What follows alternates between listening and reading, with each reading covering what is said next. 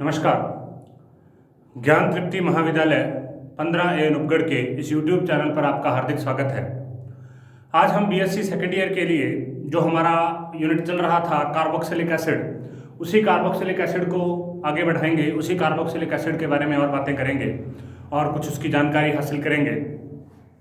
Carboxylic acid में अभी तक हम कार्बोक्सिलिक एसिड क्या होता है, उसका जनरल फार्मूला क्या है, उसका जो परिभाषा है वो क्या है, उसका वर्गीकरण किस प्रकार से किया जाता है, क्लासिफिकेशन और नामकरण वगैरह क्या है, इन सब चीज़ों के बारे में बात कर चुके हैं।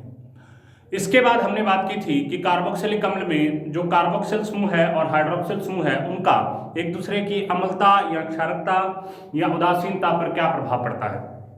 उसके बाद हमने कार्बोक्सिलिक अम्ल को बनाने की विभिन्न प्रकार की विधियों के बारे में बात की कि किस प्रकार से कार्बोक्सिलिक अम्ल को बनाया जाता है, और उसके बाद हमने बात की physical characters of carboxylic acid. ये सब कुछ हम पिछली वीडियो में कर चुके हैं। इससे पहले की जो कार्बोक्सिलिक एसिड की वीडियोस हैं उनमें ये सब मैटर आपको मिल जाएगा।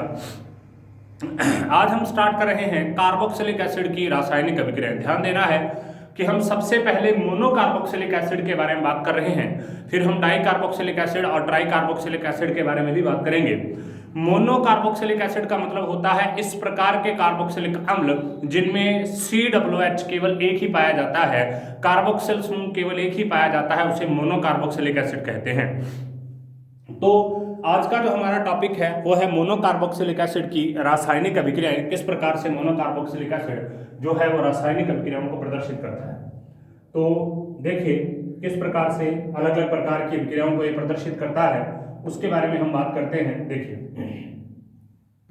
देखिए कार्बोक्सिलिक अम्लों में C डबल बॉन्ड OH समूह होता है, अर्थात इलेक्ट्रॉन आकर्षित करने वाला समूह कौन सा है, C डबल बॉन्ड O, तथा इसी के साथ में एक OH समूह जुड़ा हुआ है। इस कारण OH समूह से एक प्रोटॉन बड़ी आसानी से निकल जाता है। ये इलेक्ट्रॉन को आकर्षित कर लेता है, ये क्या कर लेता है, इलेक्ट्रॉन को आकर्षित कर लेता है, और यहाँ OH से एक H+ आसानी से निकल जाता है, जिसकी वजह से ये किसकी तरह व्यवहार करते हैं, अम्ल की तरह व्यवहार करते हैं। अब यहाँ पर एक बात और आपको ध्यान रखनी है कि ये किसकी तरह व्यवहार करते हैं, ये व्यवहार करते हैं प्रबल अम्ल की तरह, प्रबल अम्ल की तरह व्यवहार करते हैं, प्रबल अम्ल की तरह व्यवहार करते हैं। और धातुओं के साथ, जैसे हम अगर बात करें कि जो भी अम्ल होता है वो धातुओं के साथ क्रिया करता है और हाइड्रोजन को मुक्त करता है। यहाँ पर भी देखिए इसी अभिक्रिया में, यहाँ पर ये एसिटिक एसिड है, 2CH3COOH एसिटिक एसिड है, कार्बोक्सिलिक अम्ल है। ये सक्रिय धातु सोडियम के साथ में, एक्टिव मेटल सोडियम के साथ में रिएक्शन करता है और CH3COONA सोडियम कार्बोक्सिलेट या सोडियम एसीटेट का निर्माण करता है और हाइड्रोजन गैस को मुक्त करता है।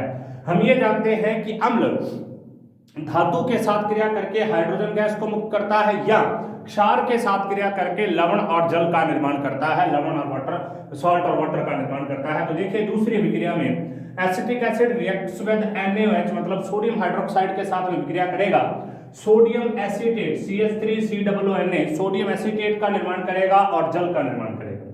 इसी तरीके से एसिटिक एसिड सोडियम कार्बोनेट के साथ में, ये भी क्या होता है, सोडियम कार्बोनेट भी एक प्रकार का क्षार होता है, ये भी क्षार है और ये भी क्षार है, दोनों क्षार हैं।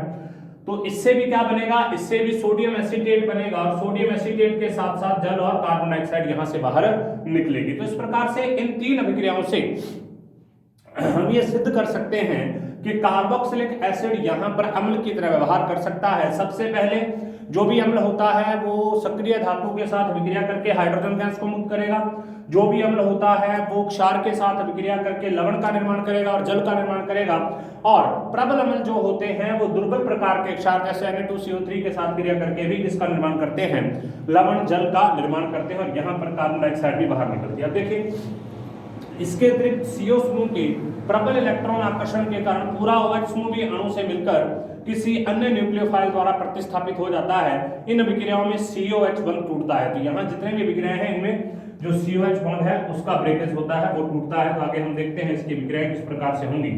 अलग अलग प्रकार की यहाँ पर रिएक्शंस हैं, तो उनको आपको ध्यान देना है, उन रिएक्शंस पर किस किस प्रकार से रिएक्शन होती हैं। देखिए सबसे पहले हम बात कर रहे हैं COH मतलब जिनमें कार्बन और OH के बीच का ये वाला बॉन्ड जो टूटता है, mechanism of cleavage of COH bond, जिसमें कार्बन और हाइड्रोक्सिल के बीच का बॉन्ड टूटता है, उसको बोलते हैं COH बंध विदलन, क्लीवेज ऑफ COH बॉन्ड या cleavage of carbon hydroxyl bond. Next देखिए, अब ये जो अभिक्रियाएं होती हैं, इस वर्ग में जितनी भी अभिक्रियाएं हैं जिनमें ये बड़ा बॉन्ड टूटेगा, ये सारी की सारी अम्लीय माध्यम में संपन्न होंगी, क्योंकि अम्लीय माध्यम में ये जो OH है इसका प्रोटोनेशन हो जाएगा, मतलब ये H2O के रूप में यहाँ से बाहर निकल जाएगा, इसका प्रोटोनेशन हो जाएगा, H+ इसके साथ में जुड़ जाएगा, यहाँ से बाहर निकल जाएगा।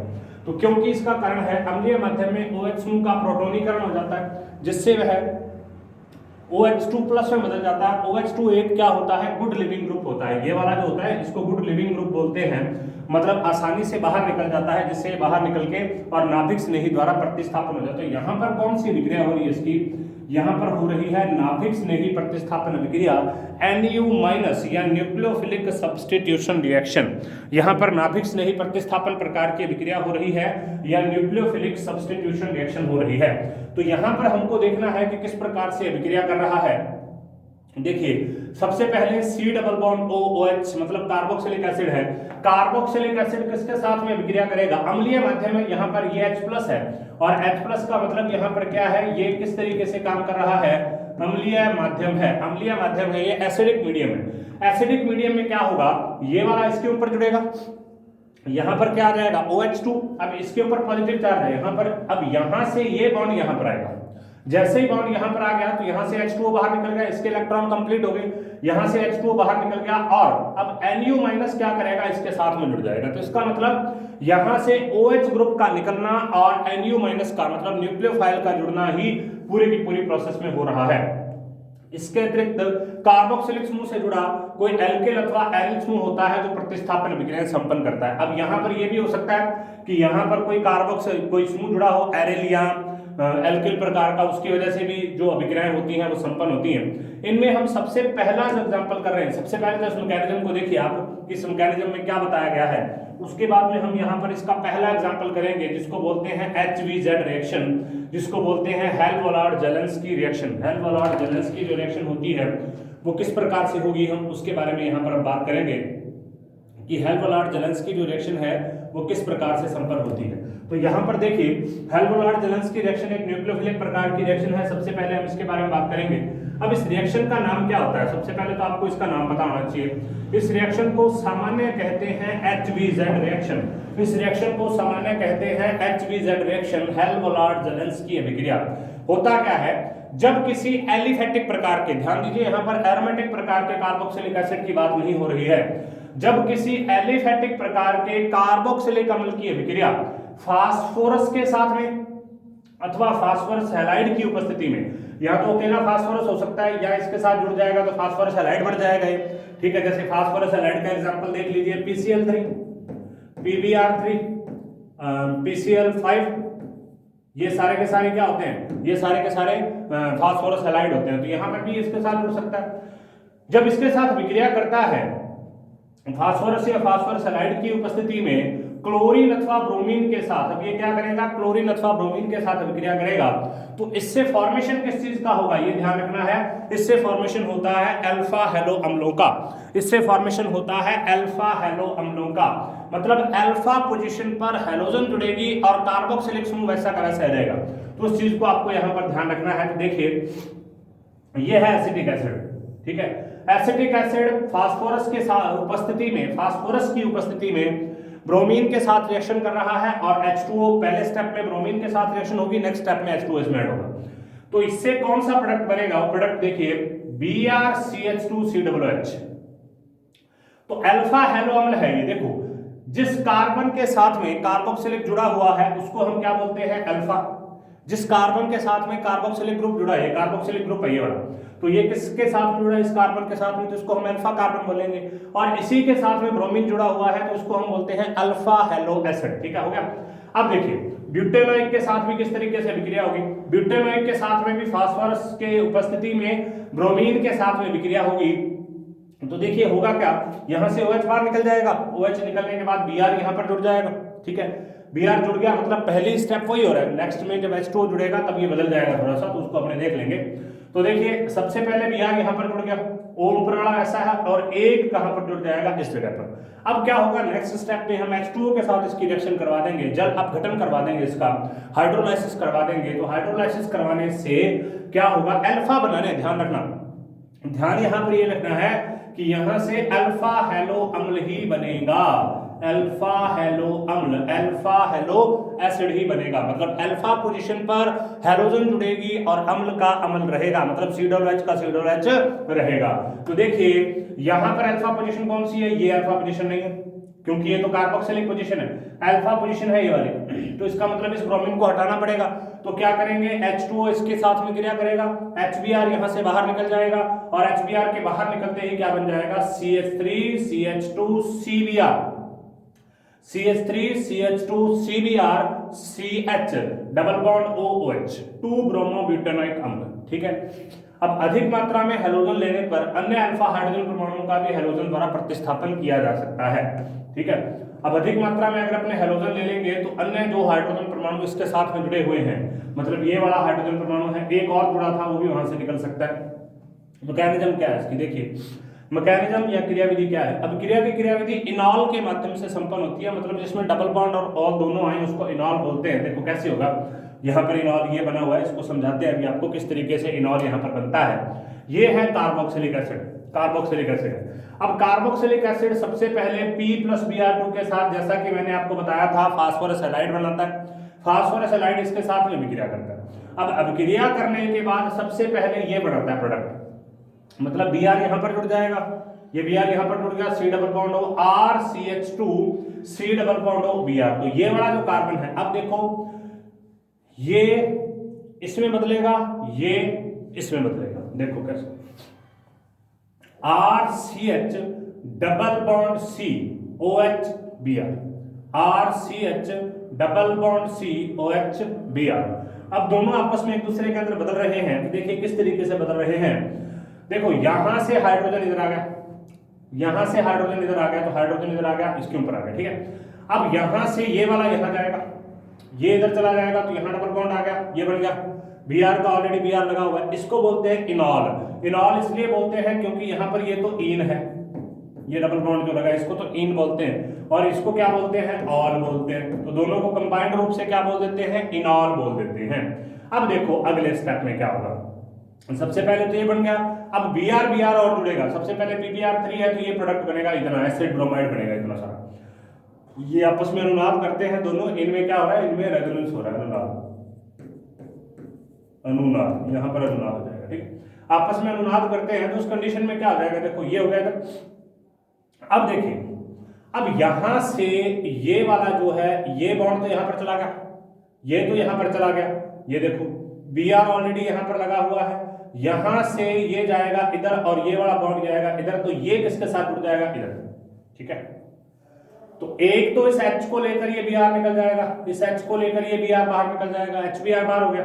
अब देखो नेक्स्ट क्या होगा, नेक्स्ट Br जो है वो यहां जुड़ जाएगा क्योंकि यहां पर एक बॉन्ड खाली है, तो ये बन गया ये वाला प्रोडक्ट। अब ये H2O के साथ विक्रिया करेगा, H2O के साथ विक्रिया करेगा तो ये H इसको बाहर लेकर निकल जाएगा HBr के रूप में, और बाकी प्रोडक्ट यहाँ पर क्या बच जाएगा, अब ये H2O के साथ में विक्रिया करेगा तो ये सारा का सारा तो यहाँ से बाहर निकल जाएगा, OOH यहाँ पर जुड़ जाएगा, इसकी जगह पर OH यहाँ पर जुड़ जाएगा, HBr यहाँ से भी बाहर निकल जाएगा।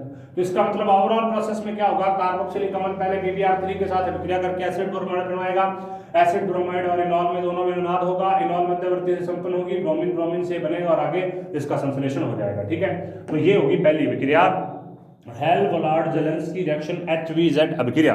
और HVZ अभिक्रिया में आपको ये ध्यान रखना है कि हमको यहाँ पर अल्फा हेलो अम्लों का निर्माण करना है, अल्फा हेलो अम्लों का निर्माण करना है, अर्थात ऐसे अम्लों का निर्माण करना है जिनकी अल्फा पोजीशन पर, जिनकी अल्फा स्थिति पर जो हेलोजन होते हैं वो लगे हों, लेकिन होंगे वो एसिड ही। तो नेक्स्ट देखिए एसिड क्लोराइड का संश्लेषण किस तरीके से होता है, इस रिएक्शन को देखिए, दूसरी reaction synthesis of acid chlorides. जब कार्बोक्सिलिक अम्लों को फास्फोरस के ट्राई अथवा पेंटा हैलाइड के साथ में, देखो ये ट्राई हैलाइड है, फास्फोरस के ट्राई अथवा पेंटा हैलाइड के साथ में गर्म किया जाता है तो अम्ल हैलाइड प्राप्त होते हैं। देखो 3RC double bond OH, 3RC double bond OH PX3 के साथ में रिएक्शन करेगा तो देखिए यहां से ये 3 है, तो इन तीनों को हम देखो, ये इसको अपने एक और तरीके से लिख सकते हैं, 3 OH ले लो, 1 2 और 3 और एक P, तो इनको अपने ऐसे भी लिख सकते हैं POH की थ्राइस, इस तरीके से POH की थ्राइस, तो क्या आ जाएगा H3PO3, H3PO3, देखो H3 P आ गया O3, तो इस तरीके से बन जाएगा। तो होता क्या है इसमें, इसमें कुछ खास अभिक्रिया नहीं है, सिर्फ ये इसके साथ में रिएक्शन करेगा, रिएक्शन करके बना देगा ये एसिड हैलाइड, जिसके अंदर ये एसिड भी है और जिसके अंदर हैलाइड भी है, एसिड हैलाइड का निर्माण करके और H3PO3 जो है उसका बाहर निर्माण कर देगा। तो इस अभिक्रिया को अपने देखते हैं किस तरीके से ये आगे रिएक्शन होती है, इस रिएक्शन को अपने देखते हैं।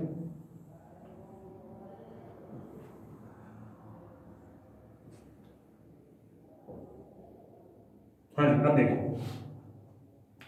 इस अभिक्रिया को एक और तरीके से किया जा सकता है, डार्जन रिएक्शन के थ्रू भी इस चीज को किया जा सकता है। तो थायोनिल क्लोराइड का जब यूज करते हैं, ये तो मैं इस रिएक्शन के बारे में बता रहा हूं अभी, तो यहाँ पर आपको देखो, हमने इससे पहले PX3 के बारे में पढ़ा था कि PX3 में H3PO3 का निर्माण हो जाता है और ये रिएक्शन कंप्लीट हो जाती है। जबकि PX5 अगर हो, मतलब पेंटा हैलाइड अगर यहाँ पर हो, तो पेंटा हैलाइड की रिएक्शन में क्या हो जाएगा, यहाँ पर हैलोजन लग जाएगा, RC डबल बॉन्ड OCX, यहाँ पर हैलोजन लग जाएगा और हैलोजन के साथ में यहाँ पर क्या आ जाएगा POX3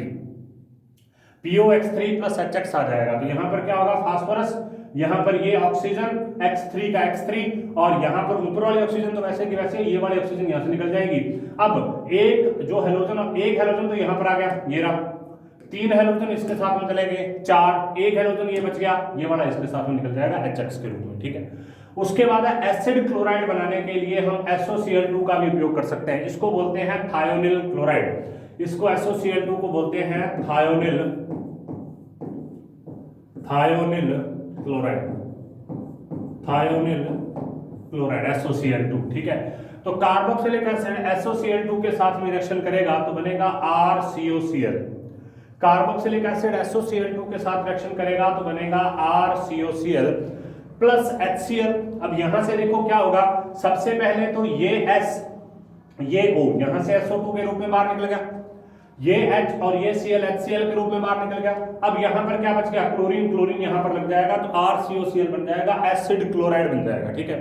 एसिड क्लोराइड होते हैं, एसिड एनहाइड्राइड होते हैं, acid acetic acid, carboxylic acid तो होता ही होता है, तो इस तरीके से अलग अलग डेरिवेटिव होते हैं। अब ये सबसे महत्वपूर्ण विधि क्यों है, कारण क्या, देखो यहां पर ये भी गैस होता है और ये भी गैस होता है, तो ये दोनों तो बाहर चले जाएंगे, तो हमें क्या मिल जाएगा, शुद्ध एसिड क्लोराइड मिल जाएगा, ठीक है। इस अभिक्रिया में बने हुए अन्य दोनों ही उत्पाद गैसीय है और क्रियाकारक थायोनिल क्लोराइड भी कम क्वथनांक वाला द्रव है, अतः आसानी से डिस्टिलेशन के प्रोसेस द्वारा थायोनिल क्लोराइड को भी दूर किया जा सकता है और शुद्ध अवस्था में अमन क्लोराइड यहां से प्राप्त किया जा सकता है।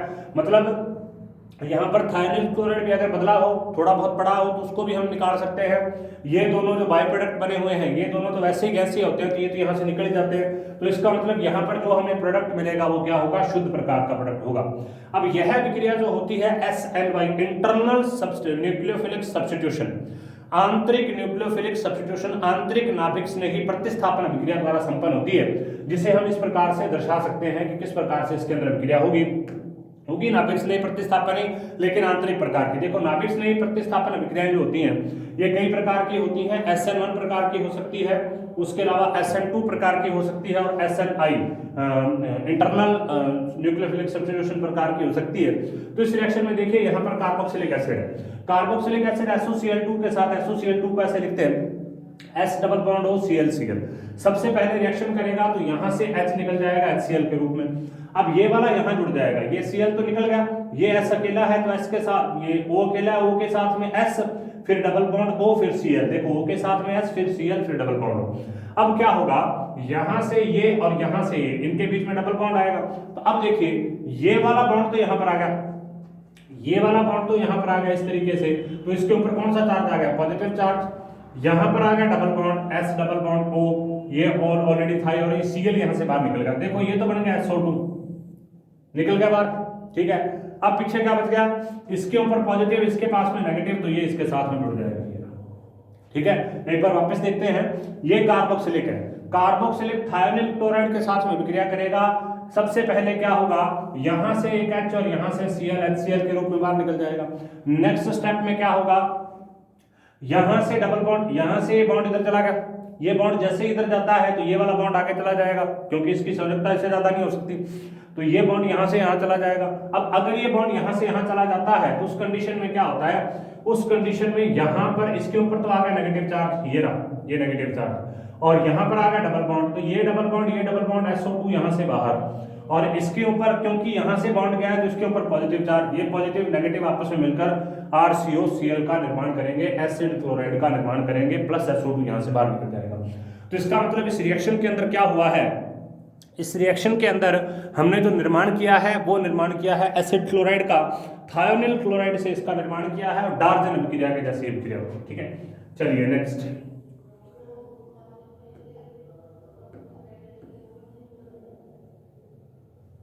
हाँ जी, नेक्स्ट हम बात कर रहे हैं एस्टरीकरण या एस्टरों का संश्लेषण, मतलब एस्टर क्या होता है। सबसे पहले तो आपको पता होना चाहिए एस्टर क्या होते हैं, RCOR क्या होते हैं, एस्टर होते हैं। RCOR क्या होते हैं, एस्टर होते हैं। जैसे एथिल एसीटेट है, ये R हो गया, ये C डबल हो गया, ये R हो गया, तो एथिल एसीटेट क्या होता है, एस्टर होता है। देखिए कार्बोक्सिलिक अम्ल और एक अल्कोहल को तनु विलीन हुई, ये कार्बोक्सिलिक अम्ल है मतलब एसिटिक अम्ल, एक हो गया एथेनॉल, कार्बोक्सिलिक अम्ल और एक अल्कोहल को तनु अम्लीय अथवा तनु क्षारीय माध्यम में, या तो हमारे पास कार्बोक्सिलिक एसिड और कार्बोक्सिलिक एसिड तो हुई और अल्कोहल भी हो, कार्बोक्सिलिक एसिड और अल्कोहल को तनु अम्लीय अथवा तनु क्षारीय माध्यम में अभिक्रिया करवाई जाती है तो एस्टर और जल बनते हैं। तो एस्टर के निर्माण की प्रक्रिया को ही क्या कहा जाता है, एस्टरीकरण कहा जाता है। एस्टर के निर्माण की प्रक्रिया को ही एस्टरीकरण कहा जाता है। ठीक है, क्योंकि यहाँ पर एस्टर का निर्माण हुआ है। तो ये एसिटिक अम्ल है, एथेनॉल है, एसिटिक अम्ल और एथेनॉल आपस में विक्रिया करेंगे तो देखिए यहां से H और यहां से OH। ठीक है, वास्तविकता में होता क्या है, ये इसी तरीके से है, लेकिन इसको अभी थोड़ी देर में अपने पढ़ेंगे कि किस प्रकार से कौन यहाँ पर देता है ऑक्सीजन, हाइड्रोक्सिल और ये सब कुछ कैसे देता है। ठीक है, तो ये अभिक्रिया इसमें थोड़ी सी उल्टे टाइप की होती है, मतलब कार्बोक्सिलिक यहाँ पर OH देता है और अल्कोहल जो है वो यहाँ पर H देता है, तो उसको अभी पढ़ेंगे अपने किस तरीके से होता है। ठीक है, उसकी क्रियाविधि के बारे में बात करेंगे। तो एसिटिक अम्ल है ये, तो ये यहाँ से बाहर निकल गया, H2O बन गया। अब देखिए यहाँ पर हमको क्या लगता है, हमको ये लगता है कि इस अभिक्रिया में जो H है वो तो देता है एसिटिक अम्ल, क्योंकि अपना H+ दे देता है, और OH कौन देता है, अल्कोहल, तो इससे ये बन जाएगा। लेकिन ये अभिक्रिया जो ये इसकी क्रियाविधि होती है, ये वाली जो इसकी क्रियाविधि होती है, ये वाली क्रियाविधि गलत होती है, ये क्रियाविधि इसकी गलत है। ठीक है, ये पूरी की पूरी क्रियाविधि यहाँ पर क्या है, ये पूरी की पूरी क्रियाविधि गलत है। ठीक है, ये गलत क्यों है, इसका पता कैसे चला, आइसोटॉप लिया हमने ऑक्सीजन का, मतलब ऑक्सीजन का एक समस्थानिक ले लिया, तो उसको हमने किसके अंदर डाल दिया, कार्बोक्सिलिक के अंदर, यहाँ पर। अब जब हमने वहां पर H2O को लिया, मतलब ऑक्सीजन यहाँ से आ गई ना, जब हमने H2O को लिया तो यही आइसोटॉप, यही वाला यहाँ पर आ गया। वापिस देखिए, आइसोटॉप ऑक्सीजन वाले यौगिकों से क्रिया करवाने पर ज्ञात हुआ कि अभिक्रिया में जल का अणु बनने में अल्कोहल एक प्रोटॉन देता है जबकि अम्ल एक OH देता है। पहले ये सोचा जाता था कि अल्कोहल तो OH देता है और अम्ल क्या देता है, H+, तो H2O का निर्माण कर देंगे। लेकिन जब आइसोटॉप या समस्थानिक वाले ऑक्सीजन वाले यौगिकों से क्रिया करवाई गई तो ये पता चला कि अभिक्रिया में जल का अणु बनने में, मतलब जब अभिक्रिया में जल का अणु बनता है तो अल्कोहल तो एक प्रोटॉन देता है, मतलब अल्कोहल तो क्या दे देगा, H+, जबकि अम्ल क्या दे देगा, OH। देखो इस तरीके से, ये देखो इसके ऊपर स्टार है ऑक्सीजन के ऊपर, इसका मतलब ये समस्थानिक है। तो यहाँ पर भी क्या है, जल के अंदर भी स्टार है, तो इसका मतलब ऑक्सीजन कहाँ से आई, कार्बोक्सिलिक अम्ल से। अगर ऑक्सीजन कार्बोक्सिलिक अम्ल से आई है तो इसका मतलब दूसरा हाइड्रोजन भी वहीं से आया, तो दूसरा हाइड्रोजन वहां से आया तो इसका मतलब वहां से कौन सा समूह आया, OH समूह आया। OH समूह कहां से आ गया, कार्बोक्सिलिक से, और H कहां से आ गया, अल्कोहल से, और कंप्लीट क्या बन गया, H2O। अब इसकी जो सही क्रियाविधि है वो यहाँ पर है इस तरीके से। अब इसकी जो सही क्रियाविधि होती है ये इसकी सही मैकेनिज्म है, ये इसकी एकदम एक्यूरेट मैकेनिज्म है, जो कि इसके आइसोटॉपिकल या इसके समस्थानिक के अध्ययन करने के बाद ज्ञात की गई है कि किस प्रकार से इसकी सही प्रकार की मैकेनिज्म होगी। तो यहाँ पर देखिए, सबसे पहले आइसोटॉप ऑक्सीजन, ये सबसे पहले ये अपने इलेक्ट्रॉन को यहाँ पर बीच में लाता है। ठीक है, सबसे पहले अपने इलेक्ट्रॉन को बीच में लाता है, तो यहाँ से ये H+ तो है ही, इसके साथ में H+ तो आएगा इधर से, तो सबसे पहले अपने ऑक्सीजन को इधर लाता है, तो ये वाला इसके साथ जुड़कर क्या बना देगा, OH। तो अब यहां से जब इलेक्ट्रॉन इधर आ गया तो कार्बन के ऊपर कौन सा चार्ज आ जाएगा, पॉजिटिव, ये आइसोटॉप ऑक्सीजन यहां पर पड़ा है, तो ये पहला स्टेप हो गया, इसका पहली चीज इसके अंदर ये होगी। नेक्स्ट देखो,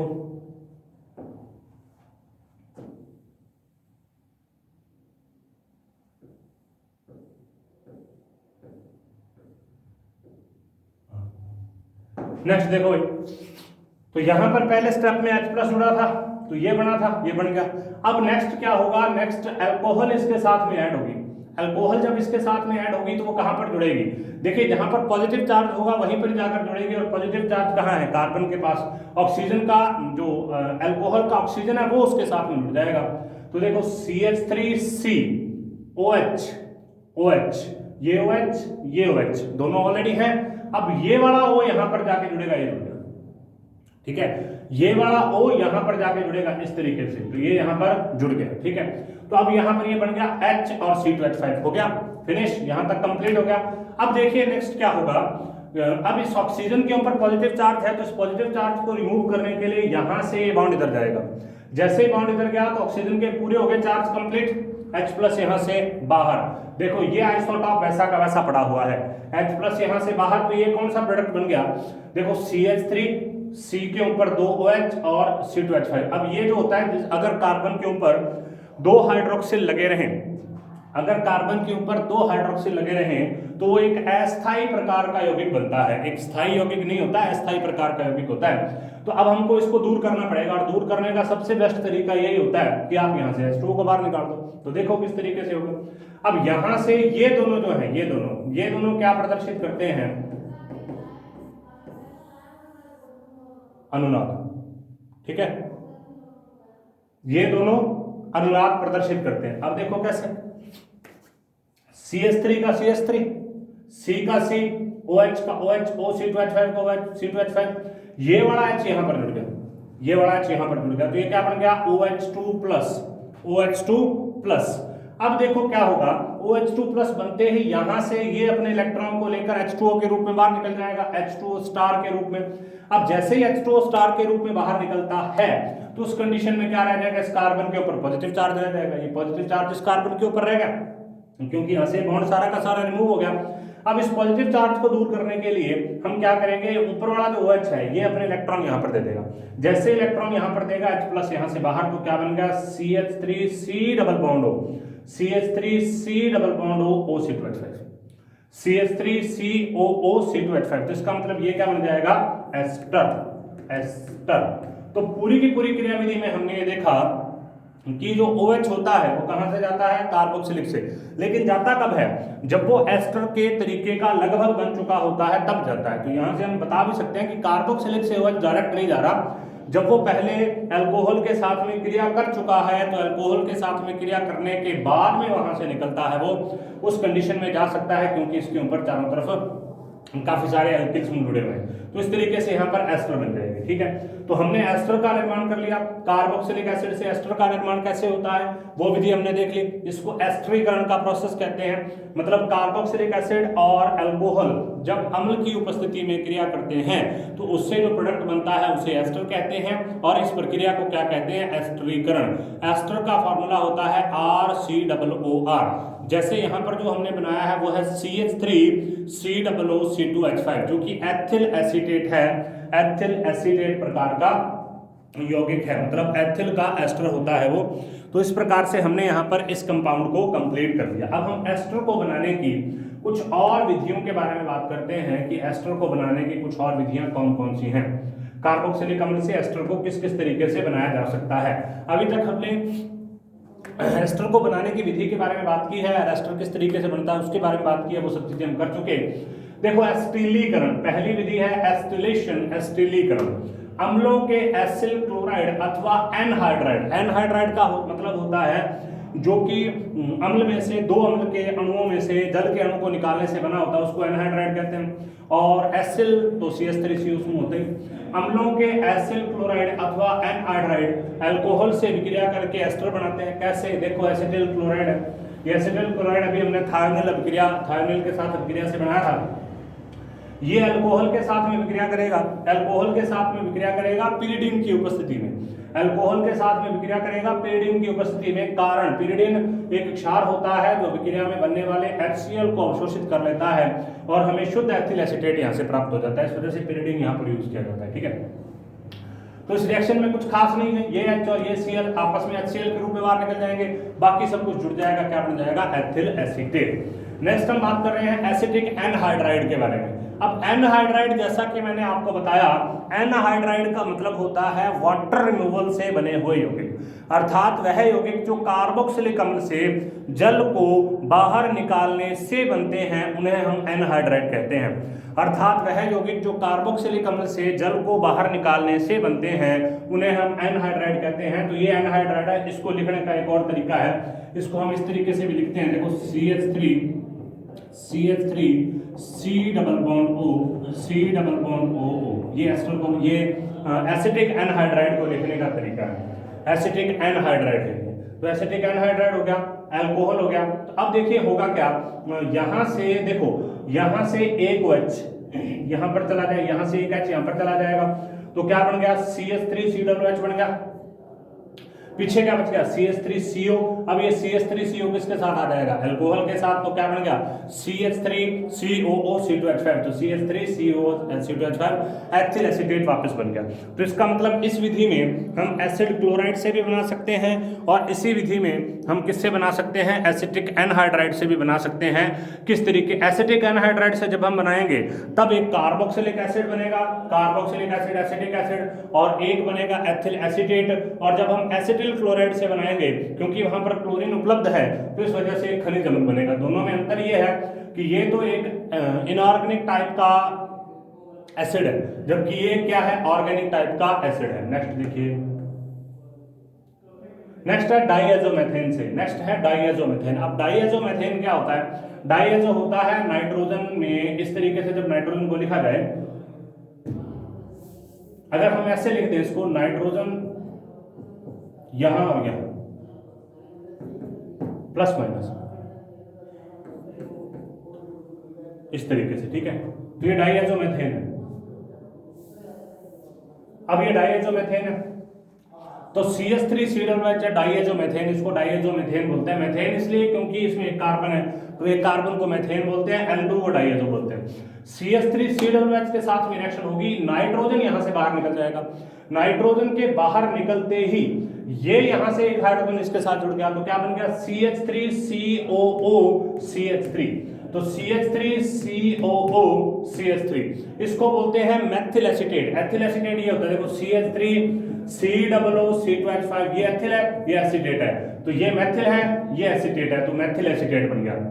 तो इसका मतलब हम एस्टर को हम और विधियों से भी बना सकते हैं, अलग अलग प्रकार की विधियों से भी बना सकते हैं। एस्टर को बनाने की पहली विधि तो जो एस्टरीकरण की हमने पढ़ी, जिसके अंदर हमने ये देखा कि जो हाइड्रोक्सिल ग्रुप होता है वो कार्बोक्सिलिक एसिड से आता है, जो हमने अभी थोड़ी देर पहले इस विधि के अंदर किया था। और जो दूसरा हमने देखा था वो विधि जो थी वो थी एसिटिक एनहाइड्राइड से या अम्ल क्लोराइड से। एसिटिक एनहाइड्राइड या अम्ल क्लोराइड से किस तरीके से प्राप्त कर सकते हैं उसके बारे में भी हमने बात की, और उसको एसिटिलीकरण बोलते हैं, एसिलेशन। डाइएजोमेथेन से भी हम प्राप्त कर सकते हैं, ये अभिक्रिया भी होगी। अब हम आगे जो अभिक्रिया कर रहे हैं वो कर रहे हैं एमाइड का संश्लेषण। अब देखो एमाइड क्या होता है, एमाइड होता है C+ONH2, C+ONH2, यहाँ पर कोई ग्रुप लगा रहता है, R भी हो सकता है, AR भी हो सकता है, मतलब एल्किल भी हो सकता है और एरोमेटिक भी हो सकता है, RCONH2। एमाइड का संश्लेषण, जब कार्बोक्सिलिक अम्ल के हाइड्रोक्सिल समूह को, अब देखो कार्बोक्सिलिक अम्ल का OH समूह जो है उसको अगर अमीनो समूह द्वारा विस्थापित कर दिया जाए, अमीनो समूह द्वारा रिप्लेस कर दिया जाए, अमीनो समूह का मतलब होता है NH2, अमीनो समूह द्वारा रिप्लेस कर दिया जाए तो बनने वाला कंपाउंड एमाइड कहलाता है। एमाइड का सबसे बेस्ट एग्जांपल होता है यूरिया। यूरिया ही होता है NH2C+ONH2, इसको मेथेनेमाइड बोलते हैं। एमाइड है मेथेन का, यूरिया का फार्मूला है NH2C+ONH2। जब कार्बोक्सिलिक अम्ल के OH समूह को अमीनो समूह द्वारा विस्थापित किया जाता है तो बने हुए उत्पाद को एमाइड कहा जाता है। कार्बोक्सिलिक अम्लों से एमाइड प्राप्त करने के लिए 2 स्टेप्स में रासायनिक अभिक्रिया संपन्न करवाई जाती है। पहले स्टेप में अम्ल से अम्ल हैलाइड बनाते हैं, मतलब ये अम्ल है उससे क्या बनेगा, अम्ल हैलाइड, और नेक्स्ट स्टेप में उसकी अमोनिया के साथ अभिक्रिया करवाई जाती है जिससे वो क्या बन जाता है, एमाइड बन जाता है। पहले स्टेप में अम्ल से एसिटिल क्लोराइड, जो हमने पीछे पढ़ा, फास्फोरस हैलाइड की अभिक्रिया से एसिटिल क्लोराइड बनाया जा सकता है। अब जो एसिटिल क्लोराइड है इसकी अभिक्रिया अमोनिया के साथ में करवाकर और एसिटेमाइड का निर्माण किया जा सकता है। तो एसिटिक अम्ल ये रहा। PCl5 के साथ अभिक्रिया करेगा, CH3COCl बनाएगा। इसके अलावा यहाँ से POH3 और HCl बाहर निकल जाएगा। उसके बाद NH2 से अभिक्रिया करेगा तो यहाँ से HCl निकल जाएगा बाहर, HCl यहाँ से बाहर निकल जाएगा, NH2 यहाँ पर जुड़ जाएगा। तो इसको बोलते हैं एसिटेमाइड, क्योंकि CH3CO जो होता है उसको क्या बोलते हैं, एथिल एसीटेट की तरह एसीटेट समूह बोलते हैं। अब वो एमाइड के साथ में है तो उसको हम क्या बोलेंगे, एसिटेमाइड बोलेंगे, एसिटिल क्लोराइड से एसिटेमाइड। तो इस तरीके से आज हमने जो अलग अलग प्रकार की रासायनिक अभिक्रियाएं पढ़ी हैं उनको एक बार थोड़ा ब्रीफ करते हैं। रासायनिक अभिक्रियाओं में हमने सबसे पहले ये कहा कि कार्बोक्सिलिक अम्ल एक अम्ल होता है, क्योंकि ये धातु के साथ अभिक्रिया करके हाइड्रोजन मुक्त करता है। अम्ल के साथ क्षार के साथ अभिक्रिया करके लवण और जल बनाता है। दुर्बल क्षार के साथ अभिक्रिया करके लवण, जल और कार्बोनेट में से कार्बन डाइऑक्साइड को बाहर निकालता है। उसके बाद जो हमने बात की वो हमने बात की कि हेल्महोल्ट्ज-जेलेंस्की रिएक्शन किस तरीके से होती है। सबसे पहले हम बात कर रहे हैं COH आबंध विदलन की अभिक्रियाओं के बारे में, जिसमें कार्बन और हाइड्रोक्सिल के बीच का बॉन्ड टूटता है। ये न्यूक्लियोफिलिक प्रकार की अभिक्रिया होती है, न्यूक्लियोफिलिक सब्स्टिट्यूशन प्रकार की, जिसमें सबसे पहले हमने HVZ हेल्महोल्ट्ज-जेलेंस्की अभिक्रिया के बारे में बात की, जिसमें हम क्या बनाते हैं, अल्फा हेलो अम्लों का निर्माण करते हैं। जब इसकी अभिक्रिया फास्फोरस हैलाइड से फास्फोरस के साथ में करवाई जाए या फास्फोरस हैलाइड के उपस्थिति में करवाई जाए, किसके साथ में, हैलोजन, ब्रोमीन या क्लोरीन के साथ, और उसके बाद इसका अपघटन करवाया जाए, तो इस तरीके से होता है। यहाँ पर एक चीज ध्यान रखनी है कि इनॉल मध्यवर्ती के कारण ये अभिक्रिया संपन्न होती है। उसके बाद हमने एसिड क्लोराइड के बारे में बात की। एसिड क्लोराइड होता है CH3COCl, जिसमें एसिटिल बनता है, तो उसमें या तो PX3 से बन सकता है, PX5 से बन सकता है, या इसको बनाने की एक बहुत बढ़िया विधि है जो कि थायनिल क्लोराइड के साथ में होती है, उससे भी एसिड क्लोराइड का फॉर्मेशन हो सकता है। वहां पर इस प्रकार से एक मैकेनिज्म होती है। उसके बाद हमने बात की एस्टरीकरण या एस्टरों के संश्लेषण की। एस्टरीकरण या एस्टरों के संश्लेषण में हमने कहा कि कार्बोक्सिलिक अम्ल और अल्कोहल आपस में जुड़ते हैं और जुड़कर एस्टर का फॉर्मेशन कर देते हैं। और यहाँ पर ये पहले था कि OH जो है वो जो अल्कोहल देता है और H कौन देता है, कार्बोक्सिलिक। लेकिन बाद में जब इसका अध्ययन किया गया तो ये पता चला कि यहाँ पर जो कार्बोक्सिलिक है वो OH देता है, जबकि दूसरा H देता है आइसोटॉपिक से। और उसके बाद में इसकी जो क्रिया विधि है वो इस तरीके से संपन्न होती है। यहाँ पर हमने इसकी क्रिया विधि के बारे में बात की थी, इस तरीके से इसकी क्रिया विधि संपन्न होती है। इसको आप यहाँ से ध्यान से उतार सकते हैं, इसको देख सकते हैं, नोट डाउन कर सकते हैं किस तरीके से बनाते हैं। उसके बाद में एस्टर बनाने की कुछ विधियाँ और भी हैं, जिसमें एस्टिलेशन है, पिरिडिन की उपस्थिति में एसिटिल क्लोराइड और अल्कोहल की अभिक्रिया, एसिटिक एनहाइड्राइड के साथ में अल्कोहल की अभिक्रिया, और डाईएजोमेथेन के साथ में एसिटिक एसिड की अभिक्रिया।